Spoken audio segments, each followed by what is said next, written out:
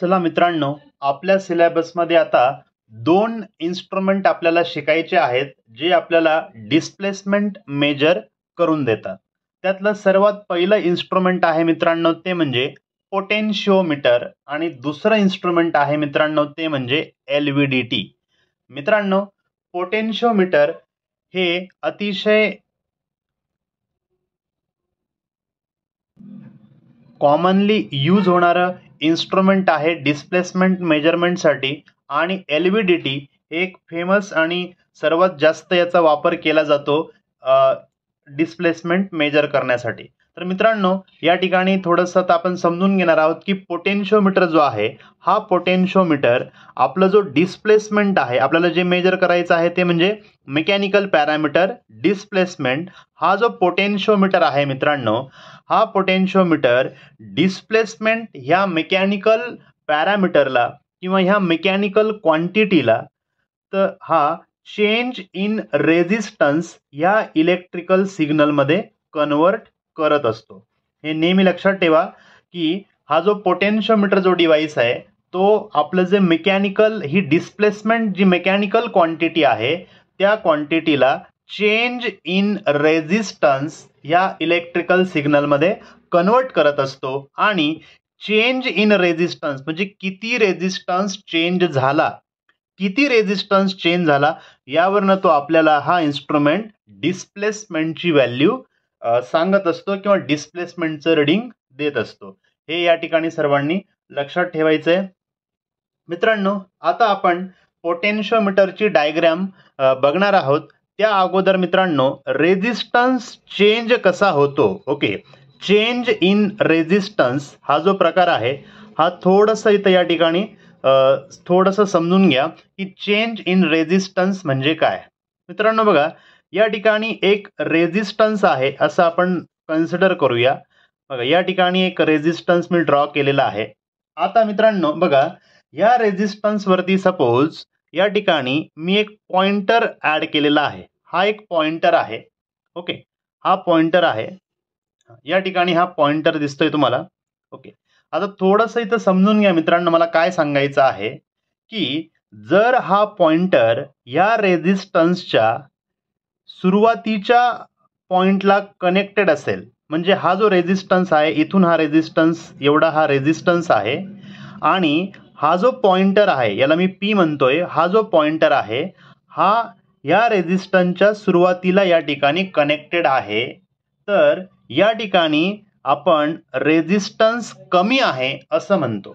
Okay, हे लक्षात घ्या मित्रांनो, या ठिकाणी आपण रेझिस्टन्स कमी आहे असं म्हणतो.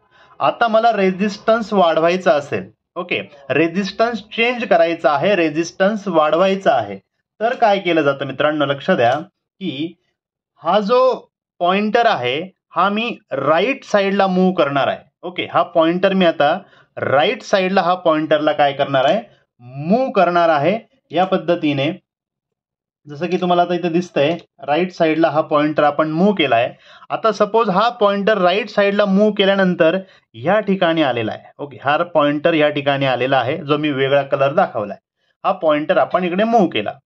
तर मित्रांनो लक्षात घ्या, सुरुवातीला पॉइंटर ज्यावेळेस इथे होता त्यावेळेस मी म्हटलं की रेझिस्टन्स कमी होता.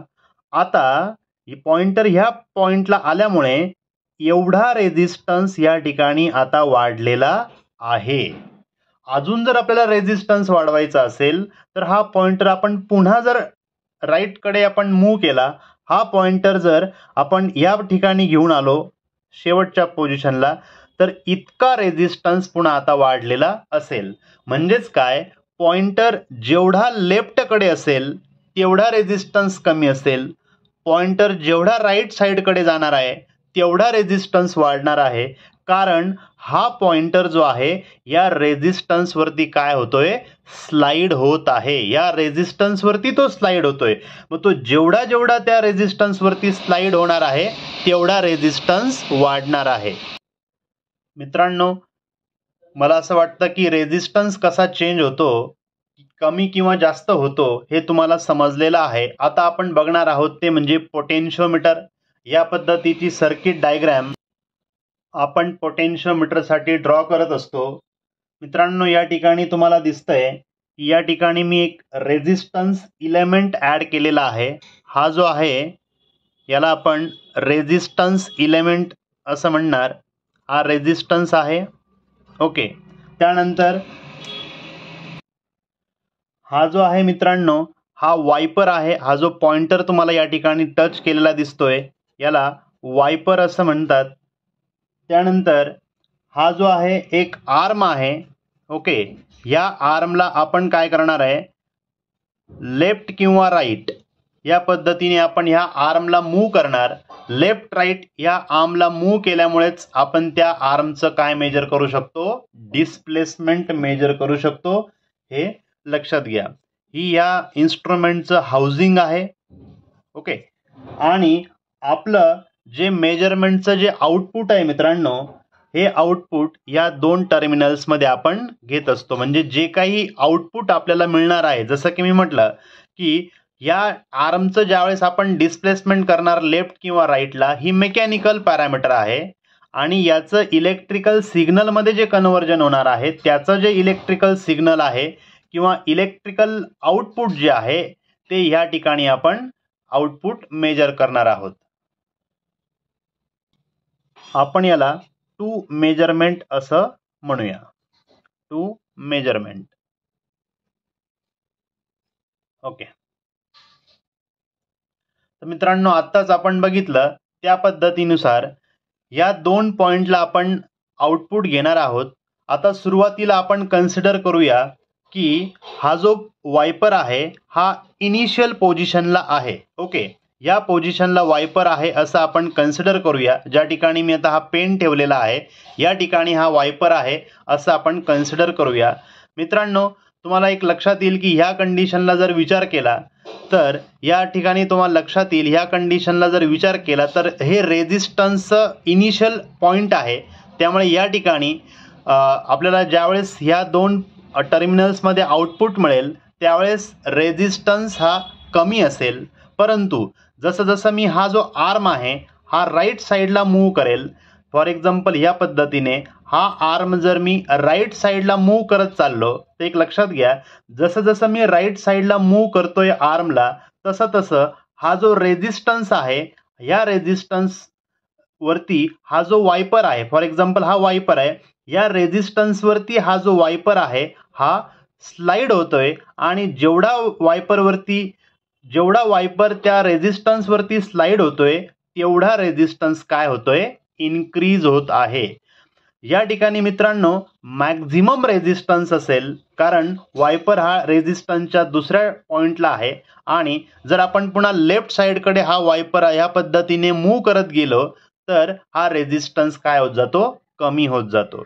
जर आपण वायपरवरती रेझिस्टन्स वायपरवरती जर आपण पुन्हा राईट साईडकडे मूव्ह करत गेलो तर हा रेझिस्टन्स काय होतो, वाढतो. का वाढतो मित्रांनो, आपण ह्या दोन टर्मिनल्समध्ये आउटपुट घेणार आहोत. तर आता एक सोप्या भाषेत आपण समजून घेऊया. बघा, फॉर एक्झाम्पल वायपर आत्ता आहे त्या कंडिशनला आहे असं आपण कन्सिडर करूया, जसं डायग्राम मध्ये दाखवलं आहे. तर ह्या कंडिशनला इतका सारा रेझिस्टन्स त्या ठिकाणी जनरेट होत आहे किंवा रेझिस्टन्स एवढा चेंज होणार आहे. ओके. म्हणजे हे जे आपल्याला या ठिकाणी जे आउटपुट मिळणार आहे तुम्हाला लक्षात येतंय, या पद्धतीने इथून या पद्धतीने या दोन टर्मिनल्समध्ये आपण आउटपुट घेत असतो. फॉर एक्झाम्पल मित्रांनो हा आर्म जर मी आता पुन्हा राईटकडे मूव्ह केला तर हा जो वायपर आहे हा थोड्या वेळाने इथं येऊन जाईल. या पद्धतीने वायपर इथे येणार आहे. ओके. वायपर इथे येऊन जाईल आणि वायपर इथे आल्यामुळे काय होतं की सुरुवातीला इतकाच रेझिस्टन्स होता, आता मात्र हा रेझिस्टन्स काय झाला, इथपर्यंत वाढलाय. म्हणजे रेझिस्टन्स चेंज झाला, रेझिस्टन्स वाढला. याच्याच उलट जर आपण हा आर्म लेफ्ट साईडकडे मूव्ह केला, फॉर एक्झाम्पल लेफ्ट साईडकडे जर आपण आर्म मूव्ह केला आणि सपोज हा आर्म ह्या ठिकाणी आला असेल, ठीक, सपोज आर्म ह्या ठिकाणी आला असेल तर लक्षात येते मित्रांनो आता या ठिकाणी एवढाच रेझिस्टन्स आहे, फक्त एवढाच रेझिस्टन्स आहे जर आर्म इथं असेल तर. म्हणजे मित्रांनो तुम्हाला लक्षात येत आहे की जसं जसं मी ह्या ठिकाणी ह्या आर्मचं डिस्प्लेसमेंट चेंज करतो तसं ह्या ठिकाणी रेझिस्टन्स चेंज होतो. लक्षात घ्या, जसं मी ह्या आर्मचं डिस्प्लेसमेंट चेंज करतो म्हणजे डिस्प्लेस करतो ह्या आर्मला, जेवढं डिस्प्लेसमेंट करतो तेवढं या ठिकाणी काय होतो, रेझिस्टन्स चेंज होतो. मग मित्रांनो, हे जे इन्स्ट्रुमेंट आहे हे instrument change in resistance measure करतं की रेझिस्टन्स किती चेंज झाला. लक्षात घ्या, हे जे इन्स्ट्रुमेंट आहे हे रेझिस्टन्स किती चेंज झाला हे या ठिकाणी या दोन टर्मिनल्समध्ये मेजर करत असतं आणि किती रेझिस्टन्स चेंज झाला यावरनं तुम्हाला डिस्प्लेसमेंट किती झालं असेल याचं रीडिंग हे इन्स्ट्रुमेंट तुम्हाला देत असतं. कोणतंही डिजिटल इन्स्ट्रुमेंट याच पद्धतीने वर्क करणार आहे की जे मेकॅनिकल पॅरामीटर डिस्प्लेसमेंटचं कन्व्हर्जन, लक्षात घ्या, मेकॅनिकल पॅरामीटर डिस्प्लेसमेंटचं कन्व्हर्जन त्याने चेंज इन रेझिस्टन्स मध्ये करून घेतलं आणि चेंज इन रेझिस्टन्स त्या इन्स्ट्रुमेंटने काय केला, मेजर केला. चेंज इन रेझिस्टन्स वरनं तुम्हाला कसली व्हॅल्यू डिस्प्ले केली किंवा सांगितली, ती म्हणजे डिस्प्लेसमेंटची व्हॅल्यू सांगितली. मित्रांनो, हे जे इन्स्ट्रुमेंट आहे पोटेन्शिओमीटर, यालाच लिनियर पोटेन्शिओमीटर असं म्हणतात, कारण ही जी डायग्राम तुमच्या समोर आहे ही फक्त लिनियर मोशन मेजर करू शकते. म्हणजे या पद्धतीने लेफ्ट किंवा राईट, ओके, लेफ्ट किंवा राईट म्हणजे फक्त लिनियर मोशन मेजर करू शकते, म्हणून याला लिनियर पोटेन्शिओमीटर असं सुद्धा म्हटलं जातं. मित्रांनो, परंतु काही ठिकाणी आपल्याला अँग्युलर मेजरमेंट करायचं असतं. अँग्युलर, लिनियर मेजरमेंटसाठी लिनियर पोटेन्शिओमीटर वापरतात, तर अँग्युलर मेजरमेंटसाठी अँग्युलर पोटेन्शिओमीटरचा वापर केला जातो. आता अँग्युलर पोटेन्शिओमीटर म्हणजे काय किंवा अँग्युलर मुवमेंट म्हणजे काय मित्रांनो, बघा, हा जो ऑब्जेक्ट पेन आहे त्याचं हे जे मुवमेंट आता मी केलेलं आहे, हे जे डिस्प्लेसमेंट केलेलं आहे हे लिनियर नाहीये, तर एका अँगलमध्ये, ओके, हे अँग्युलर डिस्प्लेसमेंट आहे, काहीतरी अँगलने या ठिकाणी डिस्प्लेसमेंट झालेलं आहे. फॉर एक्झाम्पल या ठिकाणी आपण बघूया की या पेन आता आपण असा ठेवलेला आहे आणि या ठिकाणी ही पेनची मुवमेंट आहे, म्हणजे ही पेनची नंतरची मुवमेंट आहे, म्हणजे काहीतरी अँगलने या ठिकाणी डिस्प्लेसमेंट झालेलं आहे. ज्या वेळेस आपल्याला अँगलने डिस्प्लेसमेंट झालेलं असतं त्याला अँग्युलर डिस्प्लेसमेंट असं म्हणतात. आणि अँग्युलर डिस्प्लेसमेंटसाठी मित्रांनो अँग्युलर पोटेन्शिओमीटरचा वापर केला जातो. मित्रांनो, हा सुद्धा पोटेन्शिओमीटरच आहे, त्यामुळे याचं वर्किंग प्रिन्सिपल फक्त सेमच असणार आहे. वर्किंग प्रिन्सिपलमध्ये सेम गोष्ट असणार आहे की डिस्प्लेसमेंटचं जे कन्व्हर्जन आहे हे चेंज इन रेझिस्टन्स मध्ये होणार आहे आणि चेंज इन रेझिस्टन्सची जी व्हॅल्यू असेल, किती रेझिस्टन्स चेंज झाला यावरनं तुम्हाला डिस्प्लेसमेंट सांगितलं जाईल. परंतु याचं फक्त थोडं कन्स्ट्रक्शन वेगळं आहे मित्रांनो. जो रेझिस्टन्स इलेमेंट आपण लिनियर पोटेन्शिओमीटर मध्ये बघितला, फॉर एक्झाम्पल ह्या लिनियर पोटेन्शिओमीटर मध्ये हा जो रेझिस्टन्स इलेमेंट आहे हा स्ट्रेट लाईन मध्ये होता, तर ह्या अँग्युलर पोटेन्शिओमीटर मध्ये हा जो रेझिस्टन्स इलेमेंट आहे असा अँग्युलर फॉर्मॅटमध्ये असतो. एक ठिकाणी या ठिकाणी लक्षात ठेवा. आणि या ठिकाणी सेंटरला या ठिकाणी एक आपण पॉइंटर जोडलेला आहे, ओके, जसं लिनियर पोटेन्शिओमीटर मध्ये सुद्धा वायपर होता, पॉइंटर होता, तसं या ठिकाणी हा वायपर आपण अँग्युलर पोटेन्शिओमीटर मध्ये जोडलेला आहे. हा जो आहे आपला रेझिस्टन्स इलेमेंट आहे, ओके, रेझिस्टन्स इलेमेंट. आणि या दोन पॉइंट मध्ये मित्रांनो आपण आउटपुट व्होल्टेज मेजर करत असतो किंवा आउटपुट मेजर करत असतो आपण या दोन पॉइंट मध्ये. जसं की मित्रांनो आपण सुरुवातीला समजून घेऊया, एक एक्झाम्पल घेऊया. फॉर एक्झाम्पल हा जो पॉइंटर आहे मित्रांनो, सुरुवातीला हा पॉइंटर ह्या ठिकाणी आहे असं आपण कन्सिडर करूया. मित्रांनो लक्षात येते तुम्हाला, या ठिकाणी जर हा पॉइंटर असेल तर हा पॉइंटर कुठल्याही रेझिस्टन्स वरती आता नाहीये. इथं रेझिस्टन्स वरती हा पॉइंटर नसल्यामुळे, ही रेझिस्टन्स इथूनच स्टार्ट झाल्यामुळे आणि पॉइंटर सुद्धा इथंच असल्यामुळे सध्या रेझिस्टन्स कमी आहे असं आपण म्हणू शकतो. कारण लक्षात घ्या, हे जे सर्किट आहे मित्रांनो, इथे जे तुम्हाला दिसतंय हे जे सर्किट आहे या दोन सर्किटमध्ये किंवा ह्या दोन पॉइंट्स टर्मिनल्समध्ये आपण आउटपुट घेणार आहोत. आता मित्रांनो हा पॉइंटर जो आहे किंवा हा जो वायपर आहे याचं अँग्युलर मुवमेंट झालेलं आहे. अँग्युलर मुवमेंट झालंय म्हणजे काय, त्याचं काहीतरी अँगलने डिस्प्लेसमेंट झालेलं आहे. फॉर एक्झाम्पल या ठिकाणी आपण दाखवूया की हा पॉइंटरची दुसरी पोझिशन आहे, पॉइंटर या ठिकाणी होता, आता पॉइंटर इकडे गेलेला आहे. म्हणजे एवढ्या अँगलने त्याचं काय झालं, डिस्प्लेसमेंट झालं. पण मित्रांनो तुम्हाला लक्षात येत असेल, पॉइंटर ज्यावेळेस इथे होता आणि आता पॉइंटरची पोझिशन ही आहे, या ठिकाणी पॉइंटर टच आहे, म्हणजे हा पॉइंटर किंवा हा जो वायपर आहे या रेझिस्टन्स इलेमेंटवरनं स्लाइड होत इथपर्यंत आलेला आहे.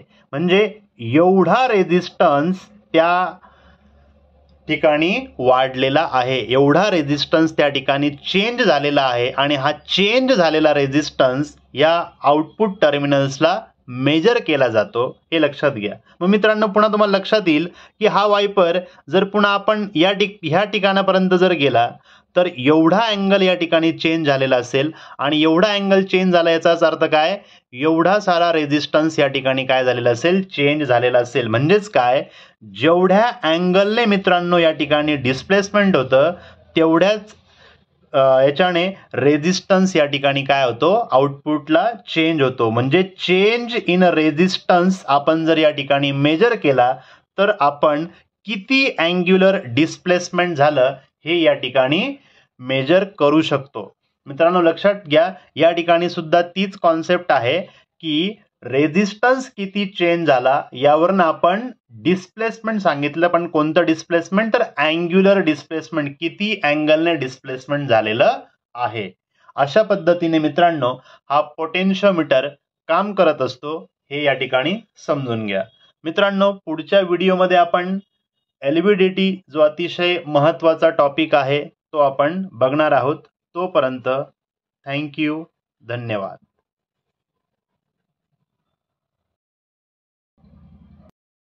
मित्रांनो आपण आता पोटेन्शियोमीटरचे काही ॲडव्हान्टेजेस आणि डिसॲडव्हान्टेजेस बघणार आहोत. ॲडव्हान्टेजमध्ये मित्रांनो पोटेन्शियोमीटर हा इनएक्सपेन्सिव्ह डिव्हाइस आहे, हा फार कॉस्टली नसतो, त्यामुळे इनएक्सपेन्सिव्ह हा त्याचा ॲडव्हान्टेज आहे. सिंपल ऑपरेटिंग प्रिन्सिपल आहे. मित्रांनो तुम्ही आत्ताच बघितलं की वायपर जो आहे तो रेझिस्टन्सवरती स्लाइड होतो आणि त्यानुसार आपण मेजरमेंट घेत असतो. सिंपल ऑपरेटिंग प्रिन्सिपल आहे आणि हा इन्स्ट्रुमेंट लार्ज ॲम्प्लिट्यूडसाठी पण वापरला जाऊ शकतो. म्हणजे ज्या ठिकाणी जास्त डिस्प्लेसमेंट असतं त्या ठिकाणी सुद्धा तुम्ही पोटेन्शियोमीटरचा वापर करू शकता. हे 3 महत्त्वाचे ॲडव्हान्टेजेस आहे. डिसॲडव्हान्टेजेसमध्ये मित्रांनो पुअर डायनामिक रिस्पॉन्स या इन्स्ट्रुमेंटचा कमी आहे, कारण की वायपर जो आहे मित्रांनो तो वायपर त्या रेझिस्टन्सवरती स्लाइड होतो, त्यामुळे त्या ठिकाणी फ्रिक्शन क्रिएट होतं, त्यामुळे त्याचा डायनामिक रिस्पॉन्स हा पुअर आहे. रिझॉल्युशन याचं पुअर आहे मित्रांनो. त्यानंतर विअर आउट होण्याचे चान्सेस फार असतात, कारण तो वायपर हा रेझिस्टन्सवरती कंटिन्युअस स्लाइड होणार आहे, त्यामुळे विअर आउटचे चान्सेस असतात आणि कंटिन्युअस स्लाइड झाल्यामुळे त्या ठिकाणी नॉईज सुद्धा क्रिएट होतो. अशा पद्धतीने मित्रांनो या ठिकाणी आपण पोटेन्शियोमीटर हा टॉपिक पूर्ण केला. नेक्स्ट लेक्चरला आपण एलव्हीडीटी डिस्प्लेसमेंट मेजरमेंटसाठी कसं वापरतात ते आपण बघणार आहोत. तोपर्यंत थँक्यू, धन्यवाद.